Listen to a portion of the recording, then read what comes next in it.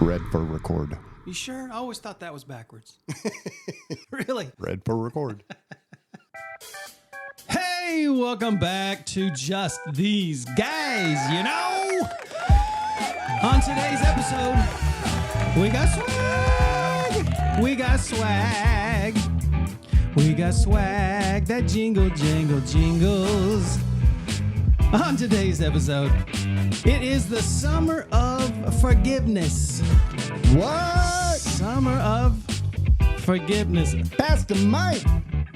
Dr. Parker. Summer of forgiveness. Summer of forgiveness. A power that we all have.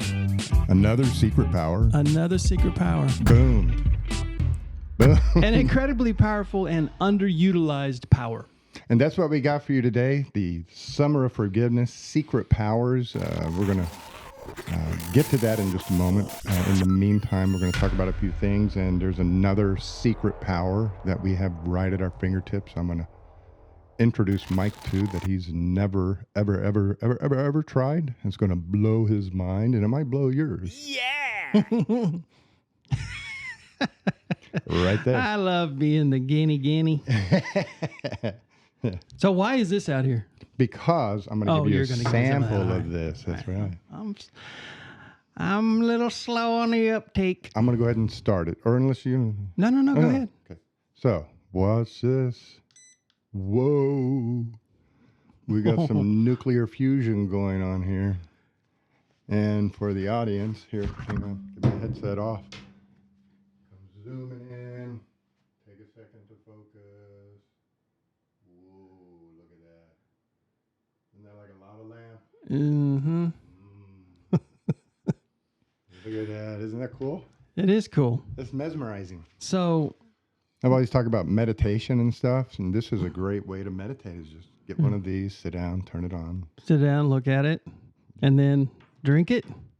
Yes. So is it just water?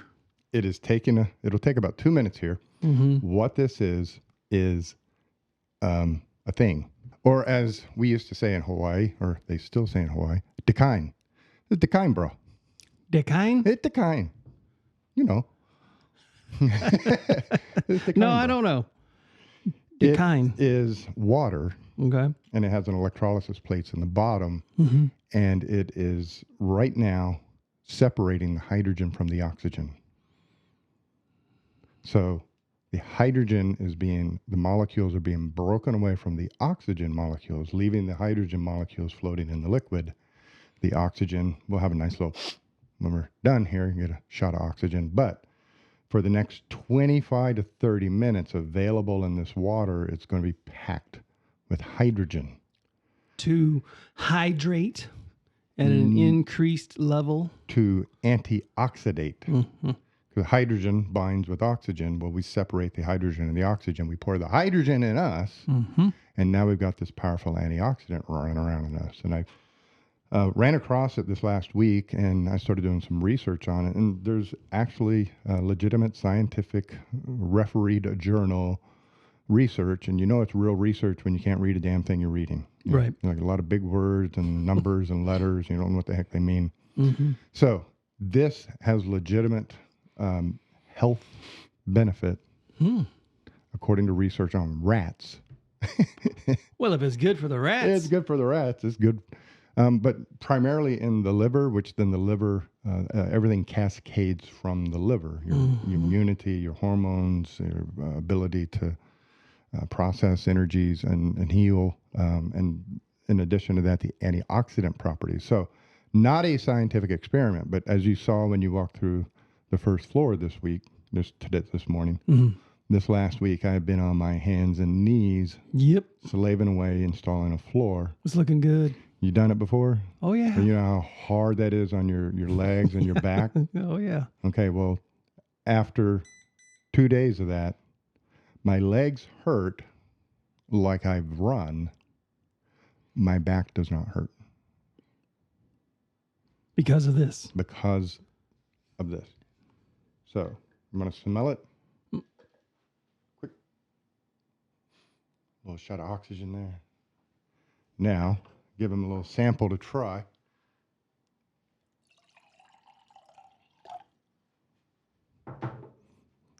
hydrogen-infused water.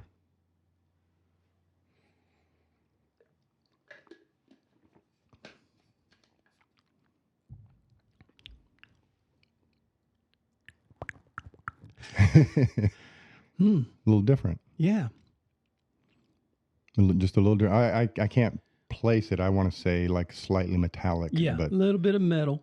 But it's a hydrogen-infused water. And whether it's my imagination or not. You suddenly feel a burst of goodness. Well, no, it's more refreshing than like a normal plain water. Maybe. No, it does have a very distinct, slightly different flavor. Just enough, 2-degree shift, just enough of a difference. You notice it. Yeah. And it has a slight residue that's different than just plain old tap water or bottled water. And where'd you get this? Where I get everything. Amazon?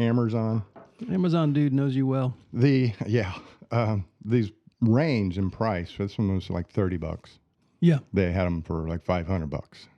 So I said, well, let's see. Yeah. Let's get the beginner guitar here. Right. So I got the intro model to just see. I'm going to give it 30 days, see how I'm doing after 30 days. Any noticeable, significant differences between now and 30 days from now. But So how many of these have you been doing like in a day? I do 2 or 3 a day. Yeah, 2 or 3 a day. And so are you saying that you noticed a immediate difference? The only thing I noticed immediately yesterday was my legs were burning and my eyeballs were clawing out of my head because of all the labor that I was involved in. 12 hours on the floor, doing the floor. So I didn't notice anything. What I noticed is when I woke up the next day, my lower back was not in pain. And my legs hurt. The legitimate physical workout, kind of go running for a mile, kind of work pain. That's how my legs felt. That was a good pain, and the back had zero pain. Well, usually you get up the next morning and you're more stiff in the back after you're doing a floor, especially. And so to wake up and have no pain. As I was working, I was drinking some of this and obviously regular water, but and at the end of the night, just crippled up. Oh, and all that. Yeah, that was there. But it was the next day when I'm like, I don't have the residual. So for all the floor layers out there who are listening, what's it called? I don't know. I just press the button. Is there? We could put a link up or something. Oh, you want to market this? Like if I, like well, if they're I gonna want to give go us get one. Well, you just asked me, and so we'll take a momentary break.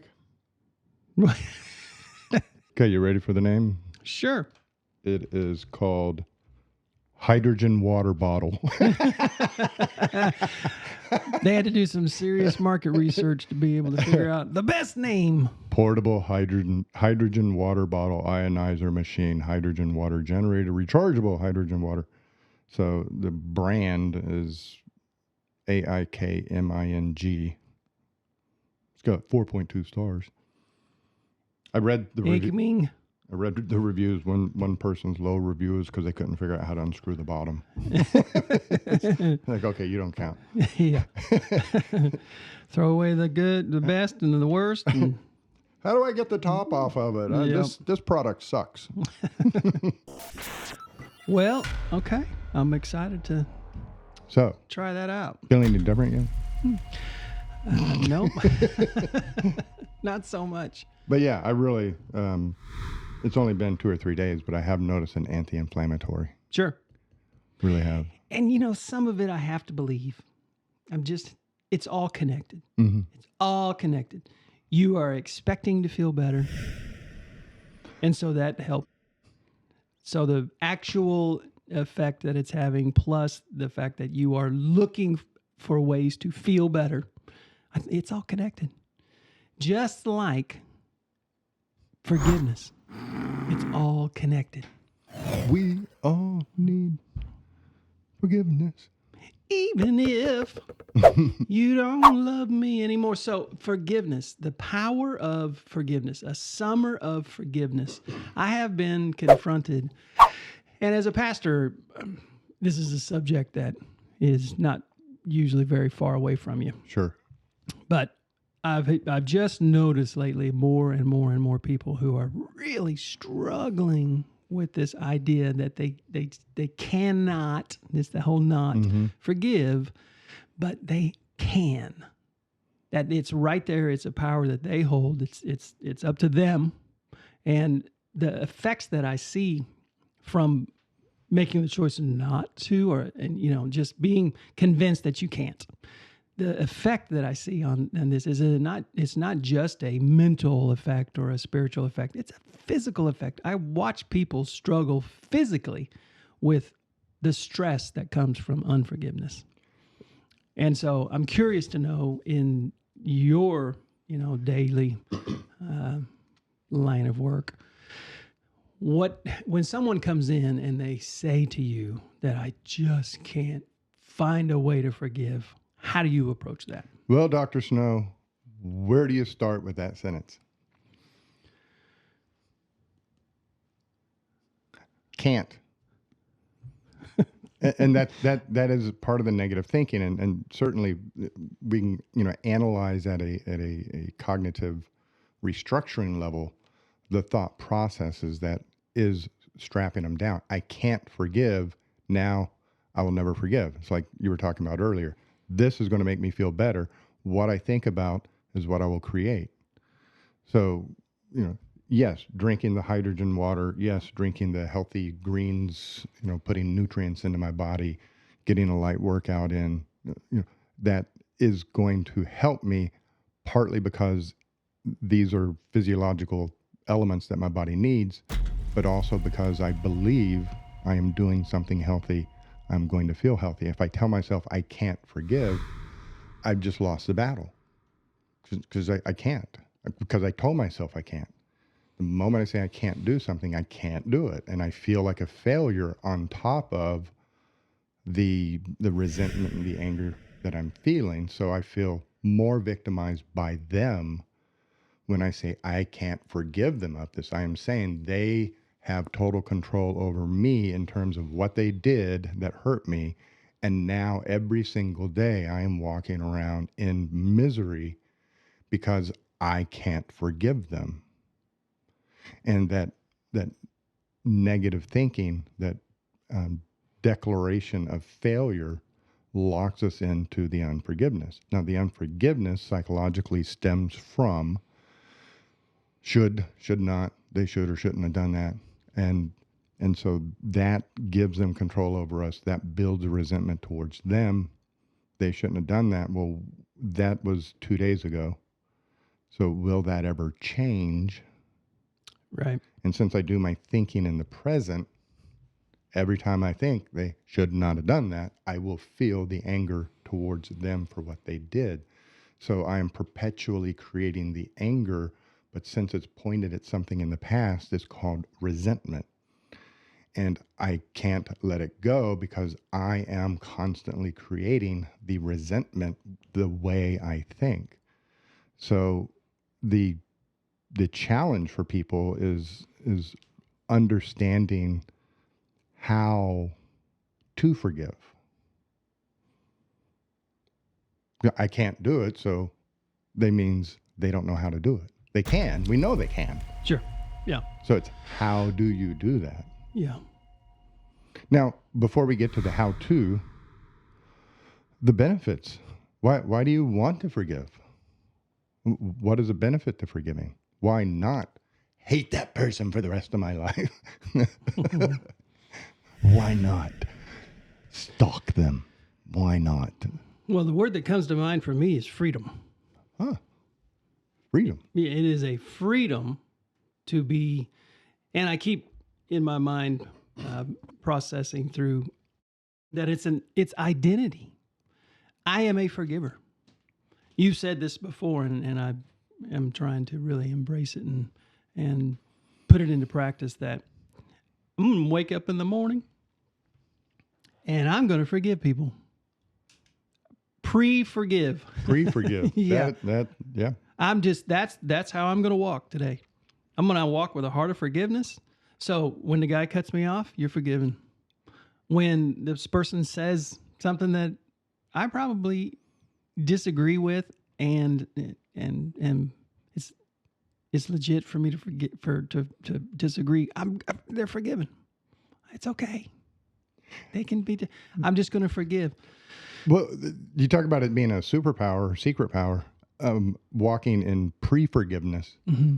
And you mentioned driving. I'll drive, and as I'm driving, some guy will go by me in the left-hand lane, which is unusual because I'm usually doing about 70 and a 40. But somebody goes by me in the left-hand lane, and I'll watch their car. I'll look at the back of their head. I'll look at the tires. Where are they in relation to the center stripe? And I can see from their body language, from the way the vehicle is maneuvering, way the head is moving, they're about to come into my lane.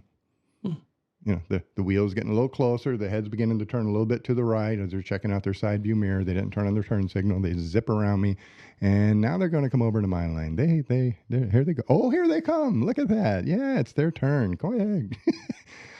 I'm watching them, knowing what they're about to do, and in this element, I am making a decision to forgive them for their rudely cutting me off before they rudely cut me off. Yep. And being a motorcycle rider, that's how you have to ride. You have to be aware of everybody else's driving habits because they don't see you with your one little headlight. So you have to be paying attention to what everybody else is doing and how they're acting. And when they roll up to the stop sign, do they stop? Are they continuing to roll? Are they looking towards you? Are they looking to the right? You know, clearing it to. And so you have to drive very defensively. Sure. And in that process, yep, they don't see me. They're about to pull out. Oh, there they go. It's actually really cool how many people we come across on a daily basis who will give us an opportunity to practice forgiveness. Yeah. Aren't they wonderful? It's really considerate. Yeah. It's a very considerate thing of all the people around us so that we become better people. We develop more freedom. The more we forgive, the more freedom we have, the more peace we have. Sure. Peace of mind. We all want peace of mind. This is one big way to get it. And Quit looking at this as all these negative things. Well, I got to forgive. No, I get to forgive. Hey, thanks for not opening that door. Thanks for being so slow behind the register. Sure. Gives me a chance to check out the magazines. Yes. Look at that. Britney Spears. I get to stand here and pray for people, especially that person. It's power. It is. It actually is. People don't recognize there is power in forgiveness. And that's why I think Jesus talked about, this one commandment I give you, he talked about love and forgiveness. Love and forgive others. Love and forgive others. Do not become entangled and ensnared in these piddly little disagreements and arguments and walk around in resentment all day. Forgive them. If they hit you on one cheek, turn the other cheek. If they take your clothes, give them your coat. If they say go a mile, go two. Mm-hmm. Do not let yourself become ensnared in this worldly little piddly argument. Yeah. Well, just deciding that I'm going to walk in a mode of forgiveness. I'm going to walk with a heart of forgiveness. That's how we love our enemies and pray for those who persecute us. That's how we do it. It starts right there. I'm not going to be filled with bitterness or unforgiveness that leads to bitterness because of something you've done. I don't control that. I'm simply going to walk in a mode of forgiveness. I believe it was Shakespeare. Feel free to correct me if I'm wrong. Who said the best revenge is living well. And if you think about it, I'm taking revenge against somebody who did something to me. And how am I punishing them? How am I getting revenge against them? By forgiving them. Yeah. I will go and do well. I will go live a happy life. I will completely forget about them, ignore them. They do not exist in my brain. They have no importance whatsoever. And how punishing is that you don't matter to me, and I turn my back on you. I reject you. I forsake you. Wasn't that the ultimate punishment for Jesus on the cross? Is to be forsaken by the Father? Why be forsaken me? Yeah. Boom. And in a sense, if you want to punish somebody else, let it go and turn and live a wonderful life. You rob yourself, because when you walk in resentment and anger and hatred at somebody, you're miserable. And all you're thinking about is something that occurred 5-10 years ago. They still have power over you. Mm-hmm. They are continuing to punish you and victimize you and torture you in your mind every single day. And we beat that, what I imagine in my mind, what I see in my mind to my brain is as real as if I'm seeing it in front of me. And so I am recreating these images over and over and over again, continuing to torture myself. If I can forgive them, doesn't mean forget what they did. Right. I will never do business with that person again, but I forgive them and what they did. That frees me to now turn and live a wonderful life, turn and rebuild my financial picture, turn and take my family to another house or another city and start over and create that wonderful life that I've always wanted. And biblically, we can't access the grace that God is pouring out while we are harboring resentment against somebody else. So we fall from grace by harboring that resentment. The grace, the wonderful things that God has planned for us, that beautiful plan that I have for you, and it's a good plan, His will for our life, we can't get to it if we are filled with this anger and resentment. It's an impossibility. Mm-hmm. Which is exactly why when Peter asked Jesus, how many times am I supposed to forgive a brother for an offense? How about 7 times? Which the Jewish expectation, according to their law, was that you would forgive the same person for the same offense up to 3 times. So Peter thought he was killing it. How impressive will this be? Yeah. For me to double it and add 1. Yeah. So I'll say 7. And Jesus says, well, how about 70? How about 70 times 7? How about as many times as it takes? So that you don't lose your freedom. So that you don't lose your ability to walk in a mode of forgiveness and freedom and not be held back by that offense. I think that's what he's saying. And like you said, because you're going to struggle to really experience the grace of God and the forgiveness of God when you continue to have an unforgiven spirit. It is so hard to be happy today when my mind is filled with all the wrong that somebody did to me. Yeah. And I am the one filling my mind with that. Yeah. And so I am the one holding myself back. I have in front of me 2 options. One is to harbor and nurse the grudge and the resentment and keep reliving it, and then seek out ways to get revenge against them and punish them, which might land me in jail or financially bankrupt me. I've seen people do that, be so mad at somebody, they spend all their money trying to punish them. And at the end of the day, when the punishment is delivered, now I'm penniless. Yeah. Now I'm in debt. But I got, it's the principle of the matter. Right. Well, go ahead and just live in your principles. So the unforgiveness breaks every rule. It breaks all of the fundamentals. Sure. When I refuse to forgive, when I cannot forgive because they will not do, they haven't asked or they haven't done this or that. That doesn't matter.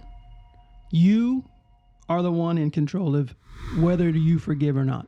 So you forgive. And like you said, but you don't have to forget, because now it's a trust issue. Now trust is on them, whether to become trustworthy. And you decide whether or not to continue in that relationship. It all boils down to relationships, right? Well, what you stumbled onto is there's multiple ways and levels of forgiveness. Because if, early on, we're talking about somebody cutting us off in traffic. Mm-hmm. And then I drive angry for the next 30 minutes and I get to work and I slam my bag down and I'm mad because somebody cut me off in traffic. Well, I'm walking in unforgiveness. I'm resentful. I'm carrying a grudge. I'm angry at something that happened 30 minutes ago by somebody I don't even know. I'm giving control to somebody I don't know, who probably doesn't know me, who probably doesn't care whatsoever, but they have total control over me. So I can forgive them. I don't have to speak to them. Right. I don't have to drive down Kellogg every day looking for them, pull them over and say, I just wanted to forgive you for cutting me off the other day. I feel so much better now. You can forgiveness is from you in your heart. I forgive them, Lord. Let it go. I'm going to now turn my attention to, I can forgive them. That is an emotional release for me and frees me to live in freedom, to live a good life. But if it is inside of a relationship that I want to either try to restore or maintain, then it may be part of the process to go to them and actively forgive them. It may not be, it may be. They may not realize that they're whistling all day frustrates the hell out of you. I forgive you for whistling all day. But do you need to talk to them? Do you not need to talk to them? That's what always, when people talk about forgiving them, well, I can't talk to them. Okay. Well, forgive them in your heart. Sure. Who says you gotta go? Talk to them. And if you're doing the trick that we talked about before, that you mentioned earlier, forgiving them before they do something, how powerful is that? You have no power over me. You can do whatever you want. It doesn't hurt me. I'm not getting mad. You're not spoiling my day. I knew you would do that. I'd already forgave you. And you have the choice of whether or not to stay in the relationship. Yeah. Just because you're going to walk in a mode of forgiveness doesn't mean that you need to walk in a mode of doormat. Oh, exactly. No, you can forgive them and step out of the relationship. Yeah. You can forgive them and seek revenge, which I call it, using people's pathology against them. I need revenge. Okay, you know what the best revenge is? Living well. What? It doesn't seem to go together, but if you're going to pour your energy into something, then that's what it takes, you have to see this turn as somehow being revenge. Like there was a movie years ago with Clint Eastwood, and he was a Marine Corps drill instructor, and this guy had messed up on the firing line, and the lieutenant came over and was screaming at him, and on the way back to the barracks, he made the Marine hold his rifle above his head and run around the company as they marched back, and he just, physically exhausted. He collapses, and Clint Eastwood walked over and leaned down and whispered something in his ear and stood back up and went and stood back next to the lieutenant, and the guy gets up with rage in his eyes, and he's just running faster and harder around the company as they march on. And the lieutenant turned to Clint Eastwood and said, "What did you say to him?" I said, "Don't let the bastard win." And he's, going to forge ahead and be successful as revenge. Mm-hmm. And that's what it takes to get the ball rolling, fine. But then you show yourself, they have no power over me. Yep, it's a fact. I figured out a way to muster up the energy to move on, have a great life. They have no power over me. Yep. I thought you were going to reference another movie that has so many life lessons in it, but it's a movie called Revenge of the Nerds. That's what this whole experience is like. We're just revenging of the nerds. Right. Yeah. Well, the encouragement, the challenge, the opportunity today, if you're listening to this, is just that person that you've been thinking about this whole time, which you've been struggling with for long enough to forgive. Just do it. And do it now. Do it now. No better time than now. Make a list of people you're angry about, resentful of, people that when you think about them, turn your stomach. Make that list and actively say, I am forgiving these people of these things that they've done. They have no power over me. Right. I am moving on with my life. I am letting them go. They have no power over They you. have no power. Because you have the power to forgive. You do. And you have the power to drink hydrogen-infused water. Fog water. What is best for you? Yeah. What do you want? What is best for you? Yeah. To walk around in resentment or to forgive and go have a wonderful day, a wonderful life, to go work out, drink hydrogen-infused water, drink healthy green drinks. No. What's best for you? Order some Just These Guys You Know swag. Looking good. My Sears and Roebuck model. Yep. There you go. A summer of forgiveness. Boom. It's right there for you. Go get it. We'll catch you guys next week. I'm Lance. And I'm Mike. We're just these guys, you know. Have an awesome week.